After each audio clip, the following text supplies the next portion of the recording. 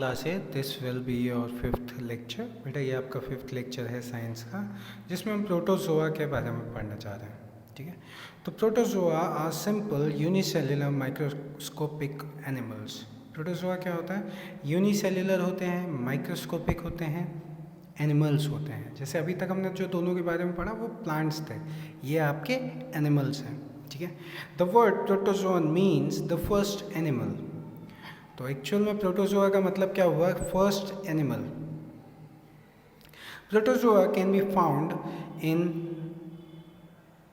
Any favourable aquatic environment such as fresh water lake. ठीक है, protozoa आपके किसी भी एक्वेटिक कंडीशन में मिल जाएंगे। एक्वेटिक ऐसे जहाँ पे पानी भरा हो। ठीक है, जैसे फ्रेश वाटर लेक्स में भी मिल जाएंगे, पूल्स में भी मिल जाएंगे, डिचेस में भी मिल जाएंगे, स्टैग्नेंट पॉन्ड में भी। स्टैग्नेंट मतलब जो रुका हुआ पानी है, फ्रेश वाटर मतलब जहाँ साफ पानी है।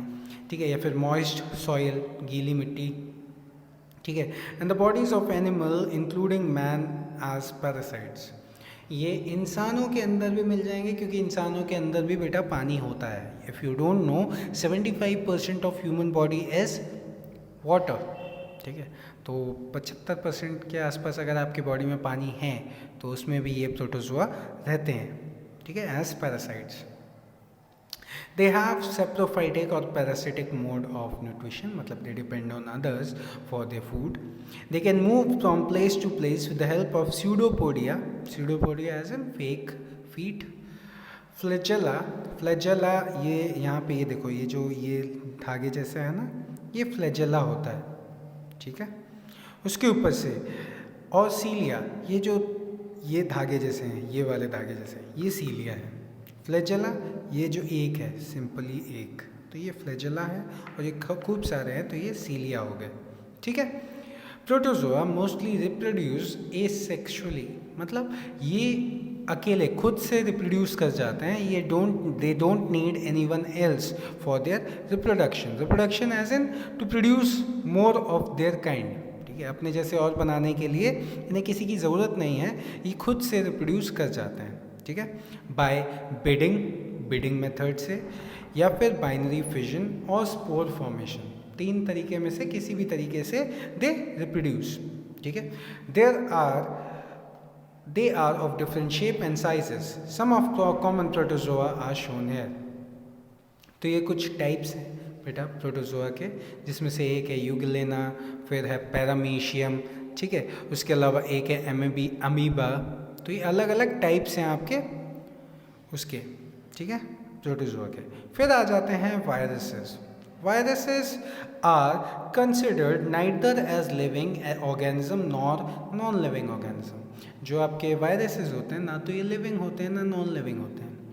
दे are actually at the border line between the living world and non living world. ये बॉर्डर पे होते हैं। ठीक है, ना तो ये एक्चुअली लिविंग होते हैं ना ये नॉन लिविंग होते हैं। ठीक है, also these micro organism do not reproduce independently like other micro organism. ये रिप्रोड्यूस भी नहीं करते इंडिपेंडेंटली बाकियों की तरह, जैसे ये हो गया या ये हो गए। ये सब खुद से रिप्रोड्यूस कर जाते हैं। आपका फंगाई, अमीबा, एल्गे, प्रोटोजोआ, ये खुद से रिप्रोड्यूस कर जाते हैं। लेकिन वायरसेस ऐसा नहीं करते। बैक्टीरिया वगैरह सब करते हैं, लेकिन वायरसेस नहीं करते। ठीक है, they reproduce only inside the living cell of plant and animal. ये किसी भी प्लांट या एनिमल सेल के अंदर पहुंचने के बाद रिप्रोड्यूस करते हैं। मतलब ये अगर बाहर हैं तो ये रिप्रोड्यूस नहीं करेंगे। All known viruses cause disease in plants, animals and human beings. अगर वायरस है तो it will cause disease only, मतलब वायरसेस सिर्फ और सिर्फ हार्मफुल होते हैं। वायरसेस कभी भी हेल्पफुल नहीं होते। In human beings, common cold, influenza, hepatitis, rabies, polio, and AIDS are some common diseases caused by viruses. They have a variety of shapes. ठीक है, तो वायरसेस की वजह से ही बीमारियां होती हैं इंसानों में मैक्सिमम।